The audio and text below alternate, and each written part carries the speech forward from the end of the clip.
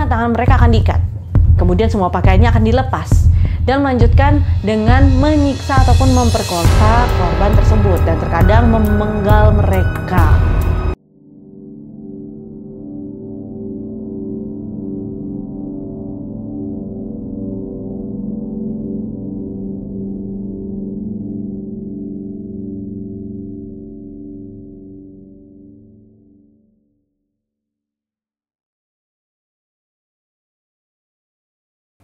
Hai guys, selamat datang kembali di channel Mindy Creative Studio. Masih bersama dengan saya Putri Gorda.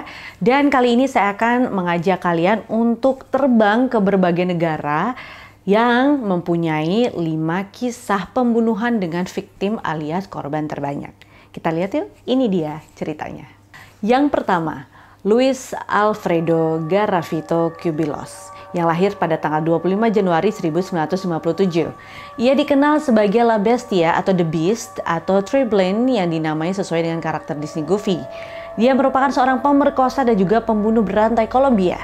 Pada tahun 1999, ia mengaku telah melakukan pemerkosaan, penyiksaan, dan juga pembunuhan terhadap 138 anak laki-laki dan juga remaja. Ketika masih dalam masa tahanan, Garavito kerap mengaku lebih banyak lagi korbannya. Jadi bisa ketahuan ya, jadi ini nggak cuma 300 aja tapi ternyata lebih banyak lagi. Dan cuma dia dan Tuhan yang tahu ya, kita nggak pernah tahu. Karena hasil investigasi polisi ini juga mengungkapkan bahwa lokasi kerangka dan juga bagian tubuh korban yang telah ia petakan tercatat jumlah korbannya melebihi dari 300 jiwa. Wow, gila banget nih orang. Sempat geger dong ya ini di media berita, bahkan media setempat menyebutnya sebagai pembunuh berantai terparah di dunia. Menurut Guinness Book of Records, Garavito terdaftar sebagai pembunuh berantai di urutan nomor 1 loh guys. Jadi badan peradilan juga memutuskan bahwa semua hukuman dari Garavito itu berjumlah 1.853 tahun dan 9 hari penjara. Padahal umurnya nggak mungkin kan sampai 1.000 tahun, tapi karena kejahatannya dia dihukum harusnya lama banget. Nah, para korban dari Garavito sendiri ini kebanyakan anak laki-laki berusia antara 6 sampai dengan 16 tahun yang tunawisma, petani, atau yatim piatu. Modus awalnya dia akan mendekati anak laki-laki muda, baik, kemudian di jalan yang ramai ataupun sendirian di pedesaan, ia memancing mereka dengan menyuap mereka dengan hadiah kecil, misalnya uang, permen, atau pekerjaan sambilan. Bahkan ia pun menawarkan kerjaan-kerjaan ringan yang menghasilkan banyak uang. Nah, terkadang ia sering banget nih menyamar sebagai sosok-sosok yang berbeda. Misalnya, seorang pendeta, petani, gelandangan, pedagang kaki lima, pengedar narkoba, lelaki tua, ataupun seorang penjudi. Agar bisa terhindar dari kecurigaan polisi ketika operasi jahatnya berkembang. Wah, gila. Niat banget sih kalau aku bilang ya. Jadi demi ngedapetin korbannya, ia rela menyamar berbagai karakter. Nah, begitu anak tersebut setuju akan tawarannya, Garavito sendiri mengajak jalan bocah tersebut sampai mereka lelah dan juga rentan sehingga mudah untuk dilumpuhkan. Pertama, tangan mereka akan diikat. Kemudian semua pakaiannya akan dilepas. Dan melanjutkan dengan menyiksa ataupun memperkosa korban tersebut. Dan terkadang memenggal mereka. Wow, biasanya bocah ini juga akan mengalami pemerkosaan dan juga siksaan yang berkepanjangan terlihat dari bukti forensik di anusnya. Ia menyiksa korban dengan memasukkan benda-benda tajam ke dalam anus bocah tersebut. Dan seringkali ia memotong buah zakar korban dan juga dimasukkan ke dalam mulut korban. Hasil investigasi menemukan bahwa korban ditemukan semuanya dalam keadaan telanjang bulat dan tanda-tanda luka gigitan dan pembengkakan pada anal. Begitupun ada botol pelumas dan juga botol minuman keras yang kosong biasanya berada di sebelah korban. Dan sebagian besar mayat menunjukkan tanda-tanda penyiksaan yang berkepanjangan. Jadi kasihan banget ya guys ya. Semoga di Indonesia nggak ada nih orang-orang seperti ini. Pembunuhan yang kedua dilakukan oleh Pedro Alonso Lopez yang lahir pada 8 Oktober 1948 di Santa Isabel. Ia adalah seorang pembunuh berantai Kolombia yang dijatuhi hukuman karena telah membunuh lebih dari 110 anak perempuan. Akan tetapi laporan yang tercatat kepada polisi dari kasus kematian dan hilangnya akibat orang ini melebihi dari 300 anak perempuan. Kasus ini menjadi perhatian dunia internasional setelah adanya wawancara yang dilakukan oleh Ron Leitner, seorang jurnalis lepas yang mewawancarai Lopez di sel penjara Ambato pada tahun 1980 yang kemudian wawancara tersebut dipublikasikan secara luas. Lopez menghabiskan masa mudanya sebagai anak jalanan. Ketika umur 18 tahun, ia ditangkap karena mencuri mobil dan dijatuhi hukuman penjara. Selama di penjara, ia sempat diperkosa secara brutal oleh setidaknya 2 orang. Lantas ia pun membalas dendam dengan membunuh satu-satu para pemerkosa tersebut dengan menggunakan pisau darurat. Setelah selesai pada masa tahanannya, ia pun lantas pergi ke Peru. Pada saat di Peru, Lopez akhirnya ditangkap oleh komunitas Ayacucos ketika ia mencoba untuk menculik salah seorang anak berusia 9 tahun. Lantas suku tersebut marah dong ya, dan menjatuhi hukuman eksekusi dengan menguburnya hidup-hidup. Kemudian datanglah seorang misionaris barat yang meyakinkan anggota suku itu untuk menyerahkan Lopez kepada polisi Peru. Setelah itu ia dideportasi ke Kolombia tanpa benar-benar mempertimbangkan kejahatan yang diderita penduduk asli dan bahaya yang ditimbulkan kepada masyarakat. Di beberapa referensi, ia mengaku telah membunuh lebih dari 100 gadis Peru selama tahun 1970 sampai dengan 1978. Setelah dideportasi ke Kolombia, ia pun tidak patah semangat untuk mencari korbannya ke negara tetangga yaitu Ekuador. Wah, gila banget sih ini. Menurut pengakuannya, ia telah membunuh sekitar 3 gadis per minggu. Sempat ia mengatakan, katanya ya, dia bilang, "Saya suka gadis-gadis di Ekuador. Mereka lebih lembut dan lebih terpercaya. Saya suka karena mukanya kelihatan muka-muka lugu dan tidak bersalah." Gila ya guys, alasan yang aneh. But then, lanjut ya. Lopez dijuluki sebagai Monster of the Andes pada tahun 1980 dan ditangkap ketika gagal dalam percobaan pembunuhan dan penculikan yang kemudian dipenjara. Dalam pengakuannya, ia mengaku telah membunuh 103 gadis termasuk 53 yang mayatnya telah ditemukan. Pada bulan Januari 1981, ia dinyatakan bersalah atas 3 pembunuhan dan telah mengakui 300-an serangan seksual dan pencekikan. Akan tetapi polisi hanya percaya pada pengakuannya ketika banjir bandang mengungkap kuburan massal yang berisi banyak korbannya. Beberapa referensi mengatakan bahwa ia telah membunuh lebih dari 110 gadis di Ekuador dan 240 lainnya yang ada di Peru dan juga Kolombia. Yang ketiga, Yafet Iqbal Umayyar yang lahir pada tahun 1956. Ia adalah seorang pembunuh berantai Pakistan yang mengakui pelecehan seksual dan pembunuhan 100 anak laki-laki dan mulai dari usia 6 sampai dengan 16 tahun. Iqbal membunuh korbannya dengan cara mencekik, memutilasi, dan juga melarutkan mayat korban tersebut dengan cairan asam klorida. Beberapa referensi mengatakan bahwa ia dan juga komplotannya merekam kejadian pelecehan tersebut dan mengancamnya dengan senjata tajam untuk melakukan perbuatan keji. Awal terbongkarnya kejahatan ini terjadi sekitar tahun 1999 pada bulan Desember.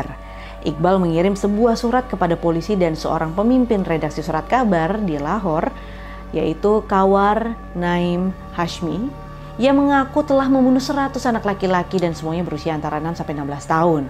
Dalam surat tersebut ia mengakui telah membunuh korban dengan mencekik dan juga memutilasi korban. Gak paham ya kenapa dia bisa kirim surat, tapi yang jelas dia mengungkapkan bahwa korban tersebut sebagian besar adalah anak-anak jalanan, pengemis, dan juga anak yatim yang tinggal di jalanan Lahore, dan dia melenyapkan tubuh mereka dengan menggunakan tong asam klorida dan kemudian membuang sisa-sisa jasad tersebut di sungai setempat. Di rumahnya, polisi dan juga wartawan menemukan noda darah di dinding dan juga di lantai, bersama dengan rantai yang diklaim sebagai alat yang digunakan Iqbal untuk mencekik korbannya dan sejumlah foto-foto korbannya di kantong plastik. Barang-barang ini dilabeli dengan rapi dengan pamflet tulisan tangan. 2 tong asam dengan sisa-sisa bagian tubuh manusia yang terlarut juga dibiarkan terbuka supaya bisa ditemukan oleh polisi. Di situ pun ia menaruh catatan yang menyatakan bahwa mayat-mayat di rumah sengaja tidak dibuang sehingga pihak berwenang dan yang lainnya mudah menemukan mereka dan menjadikannya sebagai bukti. Wah, niat bener ya. Ini aneh banget sih nih. Dia yang melakukan, yang mengirim surat, kemudian dia ingin digeledah. Dan Iqbal sendiri menulis dalam suratnya bahwa ia berencana untuk menenggelamkan dirinya di Sungai Rafi, namun usaha itu gagal. Jadi di saat momen itulah polisi meluncurkan perburuan terbesar dalam sejarah Pakistan. 4 kaki tangan, yaitu remaja laki-laki yang berbagi apartemen dengan Iqbal di Sohawa, mereka pun diduga sebagai komplotan kejahatan ini. Dalam beberapa hari, salah satu dari mereka meninggal dunia dalam tahanan dengan melompat dari jendela dan yang lainnya meninggal dengan gantung diri. Iqbal dijatuhi hukuman mati dengan digantung. Hakim menjatuhkan hukuman yang mengatakan Anda akan dicekik sampai mati di depan orang tua dan juga anak-anak yang Anda bunuh. Tubuh Anda kemudian akan dipotong-potong menjadi 100 bagian dan dimasukkan ke dalam asam, sama seperti cara Anda membunuh anak-anak. Akan tetapi sayang, Iqbal keburu bunuh diri. Ia ditemukan dalam keadaan tergantung mati di selnya sebelum dieksekusi, dapat dilakukan bersamaan dengan kaki tangan lainnya di malam yang sama. Yang keempat adalah Mikhail Viktorovich Popkov. Sebut saja Popkov. Ia lahir di Angarsk pada tanggal 7 Maret 1964. Tidak banyak yang mengetahui tentang masa kecilnya ataupun kehidupan pribadinya. Setelah menikah dengan Elena Popkova dan memiliki seorang putri bernama Ekaterina, dikala itu ia bekerja sebagai petugas polisi di wilayah Irkutsk. Motif kejahatan Popkov diawali dengan kecurigaan bahwa istrinya telah melakukan perselingkuhan, dan dari situlah muncul sisi gelap dari sang manusia serigala. Hal ini dikarenakan amarah dendam kehidupan pribadinya untuk membunuh orang-orang. Hampir semua korbannya adalah wanita berusia 16-40 tahun dan rata-rata mereka adalah pelacur atau perempuan muda yang mabuk, jadi bisa dibilang korbannya adalah orang-orang yang tidak bermoral. Pembunuhan berantai ini terjadi antara tahun 1992 sampai dengan 2010 di Angarsk, Irkutsk, dan Vladivostok. Dalam melakukan aksinya, dia selalu mengenakan seragam polisi. Mungkin ini strategi untuk memikat korban dengan mudah dan dengan cara memberi tumpangan secara gratis kemudian menyerang mereka secara seksual. Ia membunuh wanita dengan alat-alat termasuk pisau, kapak, stik baseball dan juga obeng, serta memutilasi mayat-mayat ini dengan sangat aneh sehingga media Rusia menganggap kejahatan ini sebagai korban serigala. Maka dari itu ia dijuluki sebagai manusia serigala atau maniak Angarsk. Ia merupakan salah satu pembunuh berantai paling populer dan paling produktif di Rusia. Menurut penyidik, pembunuhan tersebut dilakukan karena masalah mental kejiwaan yang dideranya. Pada Januari 2015, Popkov dinyatakan bersalah dan dijatuhi hukuman seumur hidup atas hilangnya nyawa 22 orang. 2 tahun kemudian ia mengakui ada 59 pembunuhan tambahan. Wah, gila banget deh pokoknya, banyak banget. Dan alhasil tepat pada tanggal 10 Desember 2018, ia dijatuhi lagi hukuman seumur hidup yang kedua kalinya karena telah terbukti membunuh 56 dari 59 jiwa yang ia akui. Sedangkan 3 lainnya polisi tidak cukup memiliki bukti. Sempat terlempar omongan untuk mengeksekusinya, namun sayangnya hukuman mati tidak diperbolehkan di Rusia. Wah, pokoknya gila banget deh guys, ini udah divonis hukuman seumur hidup, terus dapat hukuman lagi seumur hidup. Jadi totalnya berapa tahun tuh guys dihukumnya? Seumur hidup ini 2 kali. Yang kelima, Daniel Camargo Barbosa yang lahir pada tanggal 22 Januari 1930. Ia adalah seorang pembunuh berantai di Kolombia yang diyakini telah memperkosa dan juga membunuh 150 gadis muda di Kolombia dan juga Ekuador. Dan itu berlangsung pada tahun 1970 sampai dengan 1980-an. Masa bundanya memang agak sedikit kelam, jadi ibunya meninggal ketika dia masih kecil. Ayahnya tidak memiliki hubungan yang bagus dengan dia, dan akhirnya dia dibesarkan oleh seorang ibu tiri yang kasar yang sering sekali menghukumnya, dan kadang-kadang ia disuruh mengenakan pakaian perempuan sehingga menjadi bahan ejekan oleh teman-temannya. Jadi mungkin ada sebuah masa lalu yang kelam yang membuat dia menjadi seperti ini. Jadi awal mula kejahatan Camargo ini pertama kali adalah karena pencurian kecil-kecilan. Dan akhirnya dia ditangkap di Bogota pada tanggal 24 Mei 1958. Kemudian ia dibebaskan dan hidup kumpul kebo bersama dengan seorang wanita bernama Alcira atau Alcira dan memiliki 2 anak bersamanya. Selang beberapa tahun kemudian, ya namanya juga cowok ya, kalau ngeliat cewek bening bisa jatuh cinta, dan akhirnya dia jatuh cinta dengan seorang perempuan bernama Esperanza yang pada saat itu berusia 28 tahun. Mereka berniat untuk melangsungkan pernikahan, namun Camargo merasa sangat kecewa karena Esperanza dinilai sudah tidak perawan lagi. Dan hal ini memicu tindakan-tindakan kejahatan dari Camargo. Jadi lanjut cerita, dia dengan Esperanza akhirnya membentuk suatu perjanjian bahwa dia akan tinggal bersama dengan Esperanza jika Esperanza membantunya untuk menemukan gadis-gadis perawan sebagai korban kebiadaban Camargo. Dan otomatis Esperanza juga menjadi bagian dari salah satu kaki tangan Camargo untuk mengajak gadis-gadis muda tersebut datang ke apartemen dengan alasan-alasan palsu. Kemudian gadis-gadis tersebut akan dibius dengan pil tidur natrium sehingga Camargo dapat memperkosa mereka. Camargo telah melakukan 5 pemerkosaan dengan modus ini, tapi dia tidak membunuh gadis-gadis tersebut. Nah, korban kelima yang mereka lecehkan dengan cara ini akhirnya melaporkan tindakan kejahatan ini. Hal ini juga membuat kedua pasangan tersebut akhirnya terciduk dan dipenjara pada awal 10 April 1964 ya di Kolombia. Namun awalnya seorang hakim menghukum Camargo 3 tahun penjara. Akan tetapi menjalani proses ini itu akhirnya hakim baru merevisi menjatuhkan hukuman 8 tahun penjara. Hal ini juga yang membuat Camargo dendam karena ia sudah mengurungkan niatnya untuk bertobat dan juga berbuat baik. Akhirnya ia menjalankan 8 tahun penjara sepenuhnya dan kemudian dibebaskan. Ketika di Kolombia, ia bekerja sebagai pedagang kaki lima di Barranquilla dengan menjual televisi. Suatu hari ketika melewati sebuah sekolah, ia menculik seorang gadis berusia 9 tahun, kemudian memperkosanya dan tega membunuhnya. Kenapa? Hal ini dipicu dari kejadian beberapa tahun silam, karena takut sang korban melapor. Ini adalah serangan pembunuhan pertamanya dan menjadikan ia ketagihan untuk membunuh. Kemudian kejahatannya tercium oleh polisi yang mengakibatkan ia ditangkap pada tanggal 3 Mei 1974 di Barranquilla. Sang jasad ternyata masih ada di samping televisi yang hendak ia perbaiki. Wow, yang kemudian dijatuhi hukuman selama 25 tahun penjara dan ia akhirnya ditahan di penjara di Pulau Gorgona di Kolombia pada tanggal 24 Desember 1977. Pulau ini seringkali disebut sebagai Alcatraznya Kolombia. Pada bulan November 1984, Camargo melarikan diri dari penjara Gorgona dan tiba di Quito, Ekuador. Ia kemudian melakukan perjalanan dengan bus ke Guayaquil pada tanggal 5 atau 6 Desember 1984 dan pada tanggal 18 Desember ia menculik lagi seorang gadis berusia 9 tahun dari kota Quevedo di Provinsi Rios, Ekuador ini. Dan hari berikutnya seorang gadis berusia 10 tahun juga menghilang. Dari 1984 hingga 1986, Camargo rutin melakukan serangkaian sedikitnya 54 pemerkosaan dan pembunuhan di Guayaquil yang awalnya polisi percaya bahwa semua kematiannya adalah pekerjaan geng dan tidak sedikit pun yang berpikir bahwa satu orang bisa membunuh begitu banyak. Camargo tidur di jalanan dan hidup dari uang yang bisa didapatnya dengan menjual kembali pulpen di jalanan.